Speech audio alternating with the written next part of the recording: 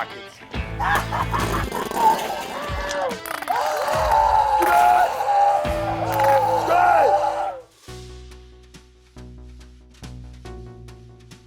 Tight elbows! Scream, I sir! I sir! Scream, I sir! Get up right now! Cut. Get up! Cut. That was perfect. I've only been doing this for what, 2 weeks, but I get adequate sleep and food and stuff like that, and I forgot how much my body hates this.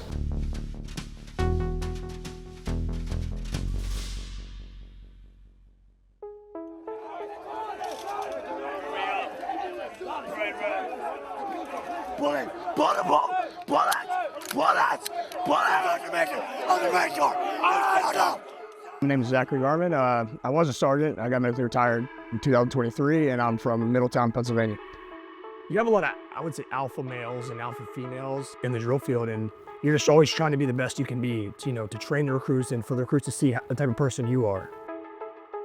From the day I stepped on the yellow footprints and saw the drill instructors, it's something I've always wanted to do. DI school was physically taxing, but it wasn't as mentally taxing because you pretty much have a set schedule in DI school. Teachbacks are a big deal in DI school. It's basically teaching you how to command a platoon in a drill formation. It's taxing on your voice because you're going into drill instructor school, you never scream like that in your life. It's a lot of memorization, which it's great to know, and it teaches you, be more confident when teaching drill and things like that. You build the foundation in drill instructor school, but afterwards you're following, more experienced drill instructors around, learning how they train recruits as to what you're taught in DI school, because sometimes things from company to company, they change a little bit. DI school definitely gave me a good foundation to train recruits. It was definitely physically taxing as well, but not as physically taxing as a 16-hour day where all you do is run and scream, and you're literally on your feet all day long. You may drink a little bit of water and have a little snack, but they don't really train you for that in DI school. The hardest part of DI school was probably the teachbacks, as well as being graded on your drill movements and learning and knowing the drill movements and how to call it on what foot and all those things. You don't really know that as a Marine going into drill instructor school unless you study nonstop. The best part of DI school was graduating, becoming a drill instructor.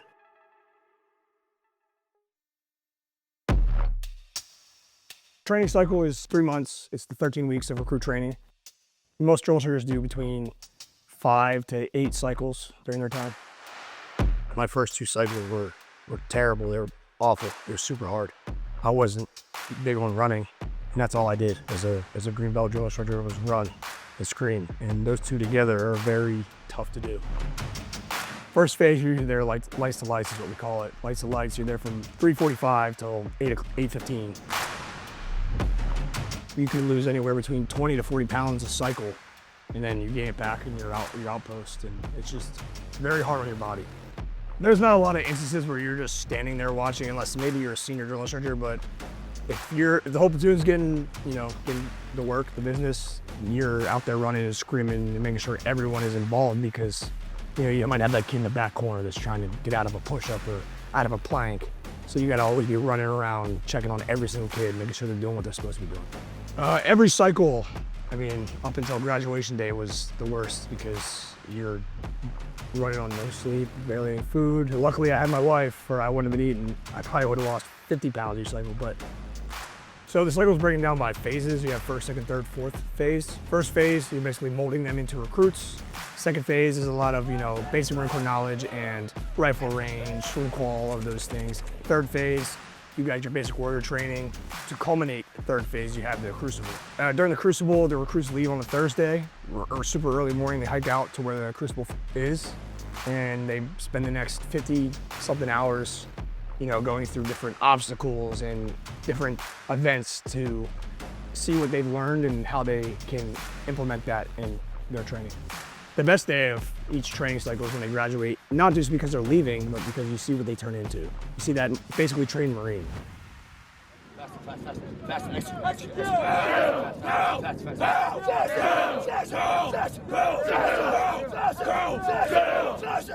If a recruit's not trained properly, they can easily get Marines killed in combat. or even just in, in the States, it happens, those training incidents all the time, and it could be because those recruits weren't trained properly and they're just not up to the standard of being a Marine.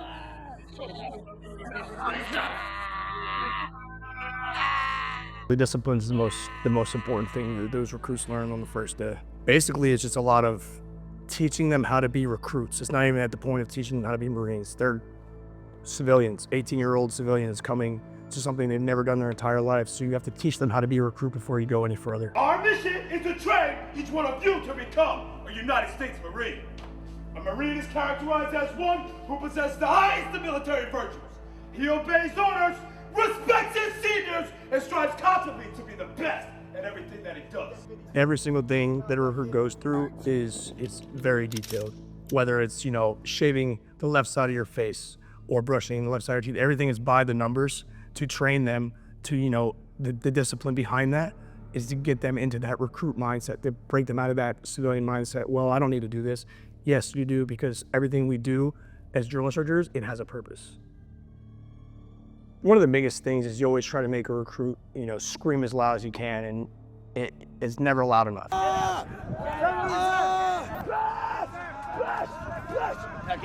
Recruits are never loud enough. So you're always gonna make them do like scream and scream and scream until they almost, pass out sometimes. And Get out! Let it go! everything has training value, whether it's, making them do push-ups or not, but there is some physicality. I mean, if there's plenty of authorized ways to touch a recruit, so there's some physicality involved, but nothing, nothing egregious. Everybody has different experiences. My experiences were good. I mean, I had great leadership. Everybody took care of me in times of need. You get trained. You don't get, they say it's hazing, but you get trained to be a drill instructor because you are the face of the Marine Corps, and you're the first person those recruits see. The top 1% of the Marine Corps becomes drill instructors, and it's very competitive because you're trying to move up in billets and, get a meritorious promotion. So it's dog eat dog. I hope the recruits remember me by, my leadership, my intensity, because that intensity translates to training to become a better Marine, even in the fleet. You want them to lead by example, not just do what I'm telling you to do because I'm telling you to. You want to lead by that example, and I hope that they take that with them along. If they do 40 or 40 years in the Marine Corps, I hope they take that with them. I hope they remember me as, fair, but also intense, and, they want to embody my leadership style. That's what I hope for. One of my recruits, he's actually going to drill instructor school here, I think soon. He asked me to come to his graduation, which I'd be honored to go to. It's very meaningful because my drill instructors, I remember every single one of them, and then when I was a drill instructor, I ran into my drill instructor. He was a first sergeant in the same battalion as me, so I always looked up to them and thought them of godlike men, so I was always afraid to talk to my drill instructor if I ever ran into them. But it's very meaningful to have recruits reach out and, tell you that thank you and things like that. I just think it's a very rewarding job that you don't realize until it's done. Being a good friend, a good father, a good husband, as well as a good Marine. I always strive to be a good Marine. So I would say being a good Marine was very important to me, and I took that to the highest. I tried to hold the highest standards, and I feel like I embodied the Marine Corps. Everything the Marine Corps had to offer, I feel like I embodied it while I was a Marine. I'm still a Marine, but while I was active duty.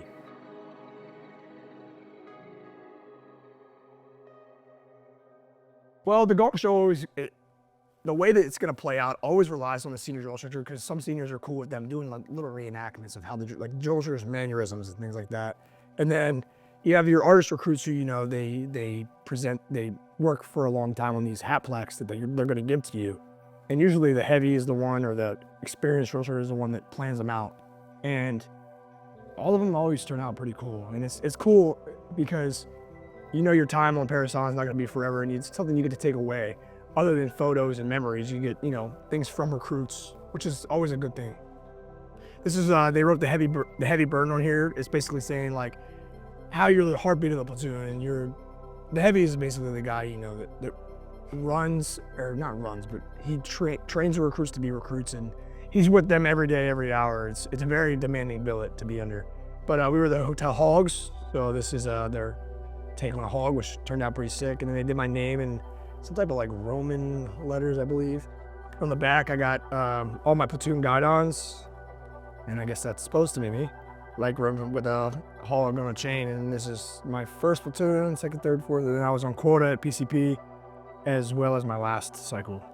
And that's my tick stick. So yeah, and it says through pain comes discipline. That was something the recruits always say whenever they were getting some incentive training and things of that nature. It is my favorite hat plaque. The artwork's awesome. And it was very meaningful to have all my platoon guidons on there. And sadly, I didn't get to do a senior cycle. But yeah, this is usually how the last one goes for guys. They get all their platoon numbers on there and things like that. And it turns out awesome. You're gonna make those dang racks are gonna be perfect. Scream aye, sir. Aye, sir! Too much wind! Too much! The drift was an incredibly hard place to work, mainly because you're with the recruits 24/7. It's taxing on not just your body, but if you have a family, it's very taxing on them as well, because you don't see your spouse, your children for sometimes days at a time when you're on duty and always with the recruits. I'm about to blow your mind.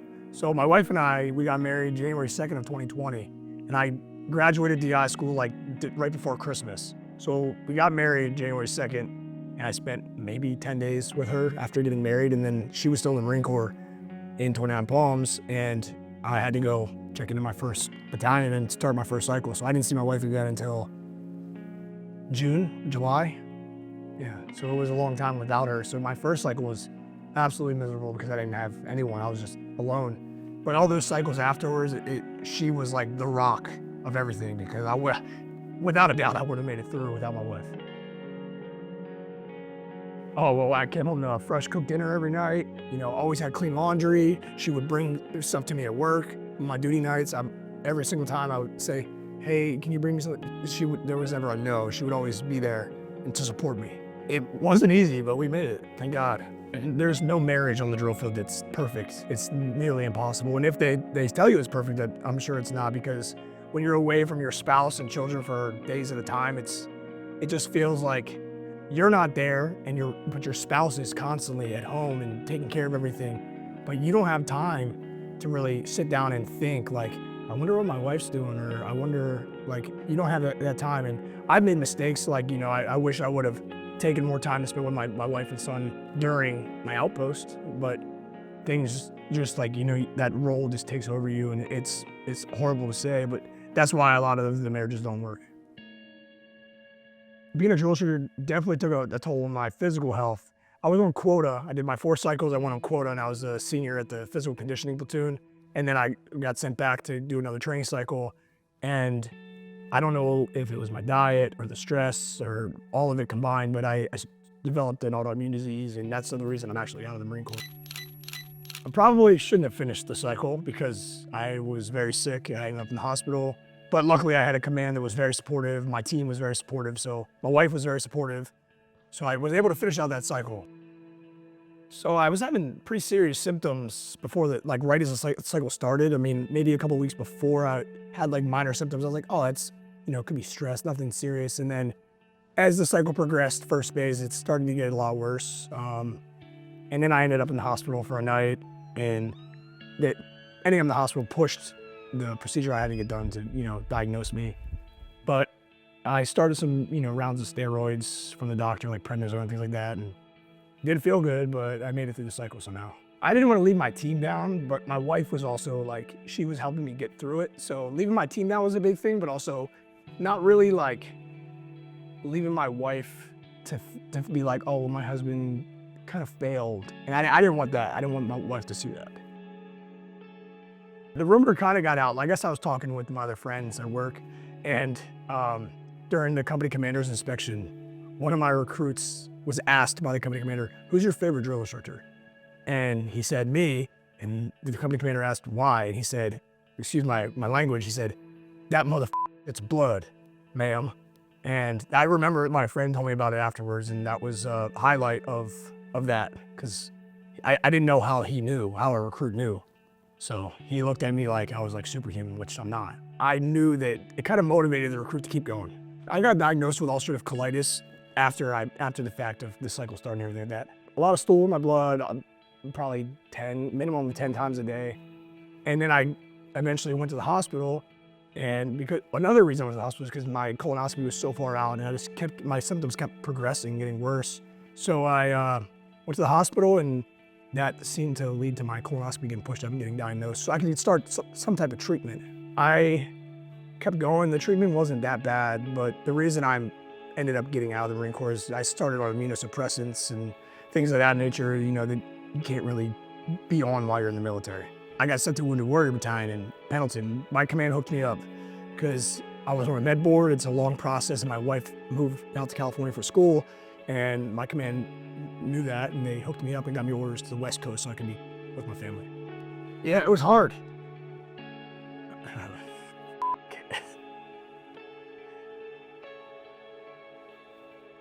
Yeah, it was hard for sure, yeah.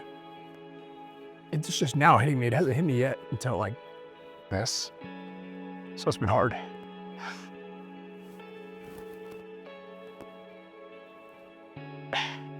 Sorry. It's just helped me cope.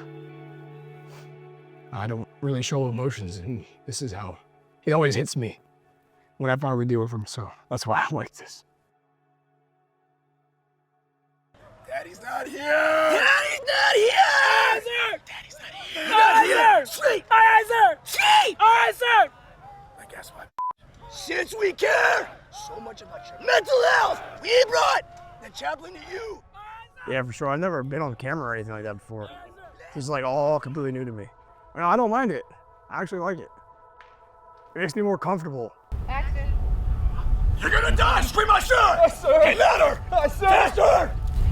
I was just in a not a good place for so long, and I think this has really helped me transition and like figure out kind of what I want to do further on. And you know, it's connected me with another veteran community. So I have like people I'm around every day for the past 2 weeks that I just think that I've grown like as a civilian, I guess you could say, back to what I was hoping for when I originally got out, because I was right around 9 years not planning to get out. So it's like it hit me one day that I was getting out, and I didn't know how to, you know, cope with that. I think it's helped me with my transition out of the Marine Corps, honestly. I was struggling for a while, so I think this helped me a lot, and I appreciate all you guys. Great. Thank you. Yay! Yeah, it's nice talking to other DIs and drill sergeants to hear their experiences, because I'm sure my wife gets tired of the same story over and over again, because I probably talk about it at home. So it's nice getting out and connecting with other guys that were in the same shoes as you, some at the same time, and just to see the difference between how things were when they were drill instructors versus when I was a drill instructor versus when he was a drill instructor. So it's nice hearing those experiences. Stand up straight and look at me! It is our mission to train each one of you to become a United States Marine! To be a drill instructor is 100% the hardest thing I've ever done in my life. It's physically demanding, mentally demanding. You're working 3 months at a time, 15, 16-hour days. I was up for 24 hours, I didn't sleep. I think I didn't sleep for like 2 days straight. The Marine Corps is the best of the best of the best. Drill instructors are the best of the best of the best with honors. They say the drill sergeants are the top 10% of the Army. When it comes to not being hard enough, my personality is, okay, you want to see intense, I'm gonna show you intense. You have a lot of alpha males and alpha females in the drill field, and it's dog eat dog. You're just always trying to be the best you can be. That is for your safety, not ours! Do you understand? Yes, sir! A lot of former drill instructors don't know how to turn it off. Do not take this persona of drill sergeant into your home. I served some time in jail because I violated an order. My career ended the way I didn't want it to end, so it's been rough. Okay. It's just now hitting me. It hasn't hit me yet until like this. As far as the mental aspect, you need to be mentally tough. I think the military really pulled something out of me that I might not have known was in there.